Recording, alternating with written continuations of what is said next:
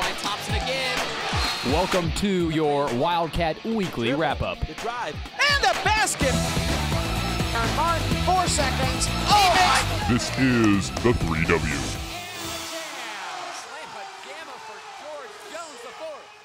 Hello and welcome to the 3W, our inaugural webisode showcasing Indiana Wesleyan athletics. I'm your host, Chase Evans. So glad to have you aboard. We've got a loaded show for you today. Now, the focus of the 3W is the IWU student athlete, and it's not just about the game they play on the field. This show will give you a behind-the-scenes look at what makes these players really tick. We'll have guests for you each week from the different sports teams and highlight the latest news on and off the field. And of course, we'll have a little fun along the way. So first up, let's take a look at some of those highlights from the week that was here on campus in Marion, Indiana. It was a beautiful night for some soccer Tuesday under the lights against Mount Vernon Naz from Ohio. Early in the 5th minute on a broken play, Seth Dozma heads it back to Keaton Albert. He puts it away. Wildcats go up 1-0 early. Now in the second, Corey Lopez from IWU looking to strike, just goes wide there. But a beautiful ball from Micah Snyder. Just a few minutes later, right to the feet of Lopez again. And this time, a little move to the right, and he slams it to the back of the net. IWU goes up 2-0 late in the game. The Cougars would counter, though. Kwaku Frimpong one times it right into the net, but IWU holds on to win it 2-1 over the Naz, and that's now their 8th win in the conference. Now we're going to fast forward to some volleyball. This was Wednesday night against Goshen College. Coach Motes has her girls off to a 20-1 start. They're ranked 9th in the nation. We get a dig from Ray Brandeis here in the first game. Over to Uiwase. Brooke Atwell slams that one home for the kill. Now in the second game, Jordan Sadzina serves it to Goshen, and this was really the case all night, guys. Christine Egbrick, along with Uiwase, stuffing everything at the net. An interesting play here. Goshen really couldn't get anything to fall all night, and here's proof of it. This one gets stuck in the top of the rafters over the light. You don't see that one every day, but things just weren't falling for the Maple Leafs. Game point here, and again, Egbrick with a nice soft touch right to the front. IWU wins this one easily over Goshen 3-1. Great wins for both of those teams. Now let's take a look at some of the other scores this week in our Wildcat scoreboard. The men's and women's tennis teams both coming into the Crossroads League tournament at a #1 seed. The women won 5-0 on Tuesday against Huntington. Andrea Meyering and Lauren Wilson led the way with an 8-5 win in the #1 doubles match. The men also swept their opponent, beating Bethel 7-0 on Tuesday. Kyle Johnson and Alex McMahon there leading IWU with another convincing win at the #1 spot in doubles. Now, as promised, we welcome our guests to the show. This week, it's soccer players Geoff Bowman and Tad Glibert. But before we bring them on for an interview, let's take a look at these guys in the 3W Rewind.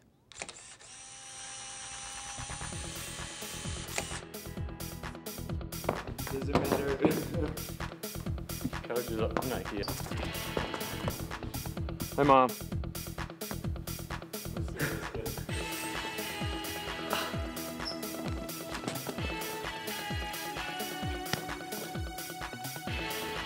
I'm Geoff. I'm Tad. And this is the 3Ws. All right, well, here we have Geoff and Tad joining us in the studio. Thanks for being here. Yeah. Thanks for having us. Yeah, you guys seem to have some pretty good moves and celebrations there in that video. Is that a regular thing at practice, Geoff, or what? We do it probably once a week, just mess around. Yeah. So just try to have fun and lighten up the mood a little bit at practice. Yeah. So. Who has the best moves, Tad, do you think? Well, Geoff has some pretty good ones, but he sometimes gets in trouble when he does them on the field. But Corey Lopez, he's a freshman. He's got some pretty good goal celebrations. Yeah. How about Coach? What does he think about all that? He loves it, actually. Yeah. As long as you're scoring goals to be able to celebrate, exactly. Right? Mm-hmm. Well, you guys have certainly had a great start to this season. 8-1-3 overall. You're 3-0-1 in the conference now. How have you guys done? You guys got 12 freshmen on the team this year. How have you done it? I think we've been doing pretty well with handling with the freshmen and all the incoming players. They've been stepping up with their part, and everybody's just forming really well. It's going well. You obviously a defender, Tad. You've been holding down you guys haven't had a lot of high-scoring games. Defense is key for your team this year? Yeah, it really is. I mean, if the team doesn't score, then can't lose any games. So that's been a really big key on our success is shutting teams out. Obviously, a close game of the night against Mount Vernon Naz. Another close one. How did you guys pull that one out? Obviously, some great offensive threats on that team, but what was the key in that game, you think? Just getting a goal early in the first half helped out a lot, just our confidence, and hopefully shut them down mentally. So obviously, homecoming coming up this week. Exciting time. You guys are the headlining game. You guys will be playing Goshen at 3:15. You guys realize the last 3 homecoming games have gone into overtime? I mean, you guys have been here this year. You're a junior. How's that worked out for you guys, and what are you expecting this Saturday? Well, hopefully we don't get to overtime. We can win in regulation, but let's see. We've been in how many overtime games this year? 2? Yeah. 2. I think we're 1-0-1. So hopefully we can get the win before overtime, but if it does get to overtime, hopefully we can stick that ball back of the net and win the game. What is Goshen looking like, Geoff, this year? They'll be a pretty good team. Every team in the conference has been playing well, so every conference game is a tough battle. So it'll be a good game on. The overtimes makes it exciting for the fans. There's got to be a lot of fans. Hopefully, you guys have a lot of family and people coming in, alumni, probably. Yeah. Yep. Yeah, it should be a fun weekend.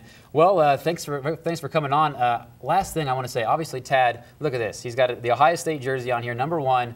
And then Geoff over here is a Northwestern fan. Thing is, they're both undefeated this year, 5-0. Go Bucks, right? I'm on Buckeye. So Tad, let's go Bucks. Predictions. What do you think the rest of the year? Well, obviously Ohio State can't go to a bowl game, but I'm predicting the undefeated season, beating Michigan last game of the year. And Northwestern, they're ranked. I think they're like 24th in the country That's right right. now. That's right. What do they got left? Rose Bowl champions, I'd say. Rose Bowl going big. Go big or go home. That is right. And obviously, goal expectations for you guys rest of the year. You want to see how far you can go. Only 3-4 games left in the regular season. So obviously, hoping to get back to the national tournament. It should be fun. Remember to check these guys out on Saturday at 3:15 against Goshen. A couple other things to look for this weekend. The volleyball team is back in action trying to protect home court against Bethel on Saturday. The game's scheduled for 3 o'clock in Lucky Arena. IWU leads the Crossroads League with a 9-1 record. They look to keep that momentum rolling on Saturday. And keep an eye out for junior middle hitter Christine Egbrick. She's been an incredible force this year.